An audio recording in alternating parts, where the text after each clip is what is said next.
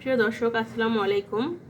আমি এখন আপনাদেরকে দেখাবো, এটা হচ্ছে কি মাছটা নামই ভুলে গেলাম, বোয়াল মাছ, টমেটো দিয়ে বোয়াল মাছের রেসিপি, সেটা আমি আপনাদেরকে দেখাবো। তো এটাকে আমি লবণ এবং হলুদ দিয়ে একটু ম্যারিনেট করে রেখে দিয়েছি। এখন আমি প্যানটা গরম করে নিব। প্যানটা গরম হয়ে গেছে, আমি এখন তেলটা দিয়ে দিব। তেলটা গরম হয়ে গেছে, দিয়ে দিব পেঁয়াজ কুচি, দিব কাঁচা মরিচ, দিয়ে এটাকে ভালো করে ভেজে নেব। তো আপনারা দেখতে পাচ্ছেন পেঁয়াজটা কিন্তু হয়ে এসছে, এখন আমার সুন্দর একটা কালার চলে আসছে। এখন আমি বাটা মশলাটা দিয়ে দিব। তো দেখতে পাচ্ছেন আমি বাটা মশলাটা দিয়ে দিয়েছি। এখানে রসুন বাটা, জিরা বাটা আর হচ্ছে পেঁয়াজ বাটা, সবগুলো আমি একসাথে করে গ্রাইন্ড করে নিয়েছি, যেগুলো আমি একসাথে দিয়ে দিয়েছি। এটাকে এখন ভালো করে ভেজে নিব। তো আপনারা দেখতে পাচ্ছেন মশলাটা হয়ে আসছে। এই মুহূর্তে আমি লবণটা দিয়ে দিব। আমি আসলে যেহেতু মাছটা অনেক বেশি না, লবণ লাগলে আর একটু পরে দেবো, এটা আসলে স্বাদ মতো দিয়ে নেবেন। দিয়ে দিব হলুদের গুঁড়া। এখন এটাকে ভালোভাবে নেড়ে নিব।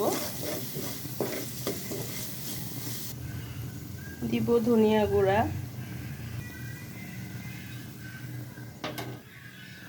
দিব মরিচের গুঁড়া।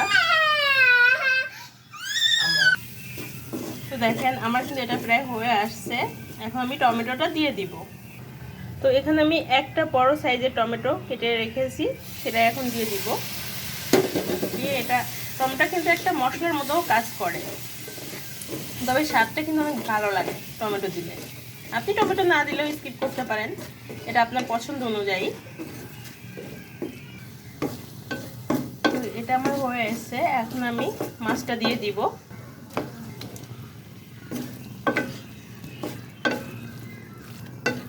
তো আপনারা অবশ্যই মনে রাখবেন, আপনারা যে পরিমাণ মাছ রান্না করবেন সেই অনুযায়ী কিন্তু আপনাদেরকে মশলাটা দিতে হবে। আপনাকে যারা বলে যে 1 চামচ 2 চামচ এরকম করে, এটা আসলে বোঝানো যায় না। হ্যাঁ, আমরা তো মেয়েরা সবাই রান্না করি, তো আমরা এটুকু বুঝি পরিমাণটা ঠিক কেমন দিতে হবে।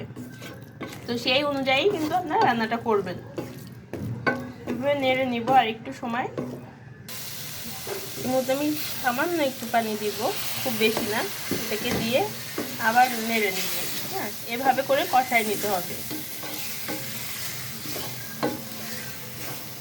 একটু সময় ধরে যে কষাইতে হবে, আসলে কষানোর উপর মাছের স্বাদটা বাড়বে। দেখেন তেলটা উপরে চলে আসছে। এর মধ্যে আমি দিয়ে দিব এলাচ আর দারুচিনি। এটা কিন্তু বেশি না, যেহেতু আমার আসলে মাছটা কম রান্না করতেছি আমি, কিন্তু সেই পরিমাণে দিয়েছি। আমি 2টো এলাচ দিয়েছি, ছোট ছোট 2 টুকরা দারুচিনি দিয়েছি। এখন আমি পানি দিয়ে দিব। যে তেলটা উপরে উঠে আসে তখন আপনারা পানি দিয়ে দিবেন। পানিটা কিন্তু খুব বেশি লাগবে না, যেহেতু বোয়াল মাছ নরম মাছ, তো সে কারণে পানিটার পরিমাণ বেশি না, অল্প দিলেই হয়ে যাবে। আমি এখন পানিটা দিয়ে দিব। তো দেখতে পাচ্ছেন আমি কি পরিমাণ পানি দিয়েছি।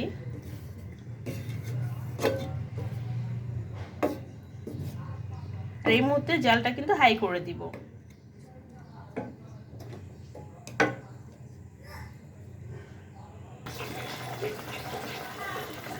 আপনারা দেখতে পাচ্ছেন এটা কিন্তু প্রায় হয়ে আসছে।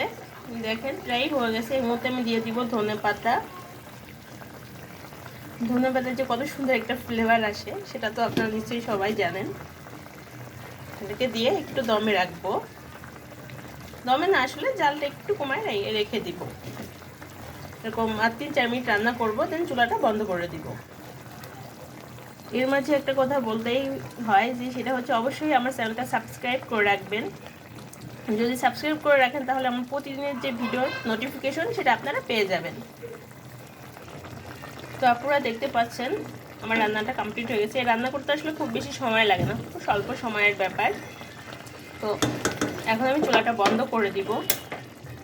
আশা করি আপনারাও এভাবে ট্রাই করে দেখবেন, সবারই ভালো লাগবে ইনশাল্লাহ। এটা খেতে খুব মজাদার হয়, আমি এর আগেও করেছি, তো আমি সেটাই আপনাদের সাথে শেয়ার করলাম। তো আপনি ট্রাই করে দেখেন, ভালো লাগবে।